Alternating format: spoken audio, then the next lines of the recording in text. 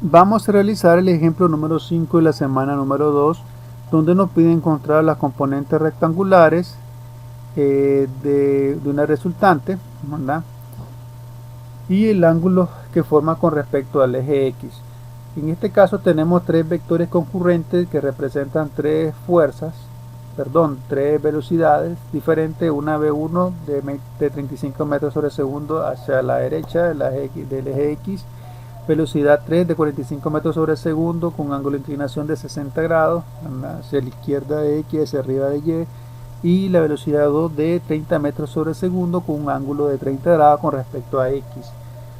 Lo que vamos a hacer primero es hacer una gráfica donde se muestren todos los vectores con sus respectivos componentes sobre el eje X y sobre el eje Y. Para encontrar los vectores, para encontrar las componentes, nosotros nos auxiliamos de las razones trigonométricas de un triángulo rectángulo, donde nos dice que para encontrar, pongamos el cateto A, nosotros multiplicamos la hipotenusa C por el seno de este ángulo de alfa, y para encontrar el cateto B multiplicamos la hipotenusa por el coseno de alfa. Entonces, igual, de manera análoga, nosotros hacemos aquí con los vectores.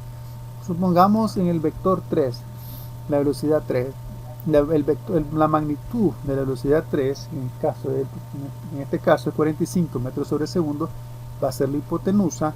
El cateto adyacente va a ser la componente en X, sería B, y el cateto opuesto sería la componente en Y, ¿verdad? En este caso podemos ver que la componente está sobre el eje Y, pero de manera simétrica vemos que esta altura que está frente al ángulo 60 grados va a ser la misma altura de la componente.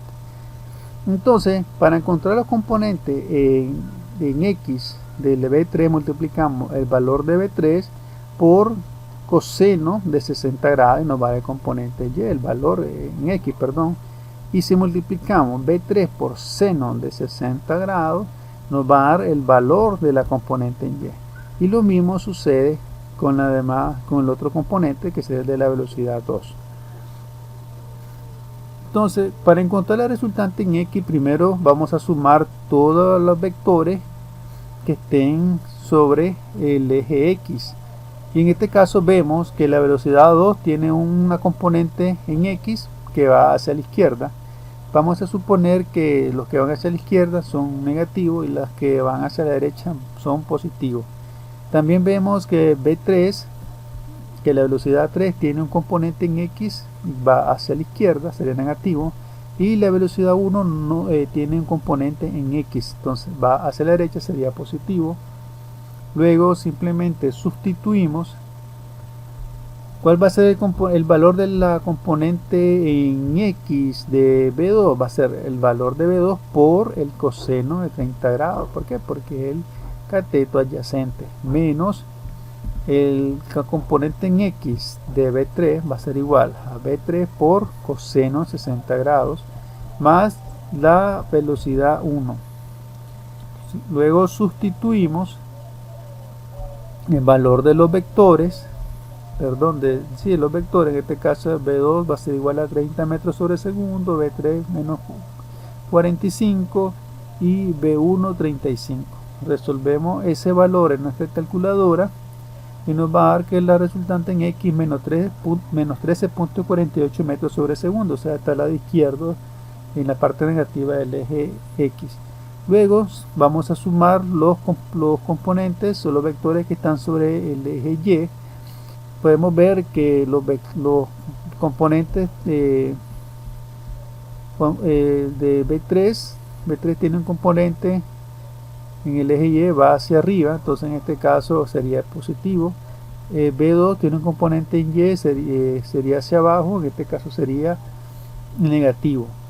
Luego sustituimos. ¿Cómo encontrar la componente en Y de B3? Simplemente multiplicamos el valor de B3 por seno de 60 grados, porque sería en este caso el cateto opuesto a ese ángulo, menos B2, ¿verdad? Que sería el componente Y de B2, va a ser el valor de B2 por el seno de 30 grados. ¿Por qué seno? Porque es el cateto opuesto a ese ángulo.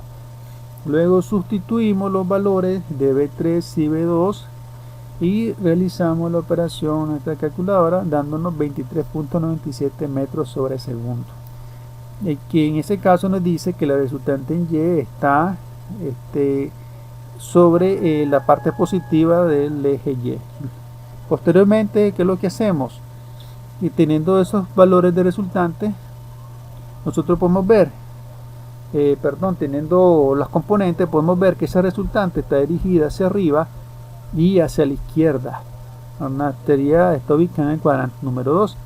Entonces ahora vamos a encontrar el valor de esta resultante, cuánto sería la velocidad en metros sobre segundo y el ángulo de inclinación con respecto al eje X. Entonces para encontrar el valor de R, que es el resultante, aplicamos el teorema de Pitágoras, que nos dice que la hipotenusa al cuadrado va a ser igual al cateto adyacente al cuadrado más el cateto opuesto al cuadrado de este ángulo. Entonces sustituimos los valores que nos dio anteriormente y nos va a dar 27.50 metros sobre segundo. Ese sería el valor de esta resultante. A continuación vamos a encontrar el ángulo θ, o sea, cuánto sería el ángulo con respecto al eje X. Pero antes tenemos que saber el valor de alfa. Y para encontrar alfa igual aplicamos las razones trigonométricas del triángulo rectángulo, que nos dice que la tangente de este ángulo va a ser el cateto opuesto sobre el cateto adyacente de este triángulo. Luego lo que hacemos es despejamos alfa va a ser igual a la tangente inversa de RY sobre RX, sustituimos los valores. RY en este caso sería el cateto opuesto y RX sería en el cateto adyacente a este ángulo. Entonces sustituimos los valores y nos va a dar que alfa va a ser igual a 60.5 grados. Okay, entonces ya tenemos este valor. Ahora necesitamos encontrar el ángulo θ. ¿Cómo lo encontramos? Simplemente vamos a restar los 180 grados, ¿verdad? Que va desde aquí, desde el eje X hasta el otro lado, o sea, sería media vuelta. Entonces a esos 180 grados le restamos alfa y nos va a dar este valor, que sería 119.35 grados. Y ahí hemos encontrado el valor de la resultante, sus componentes y el ángulo con respecto a la horizontal.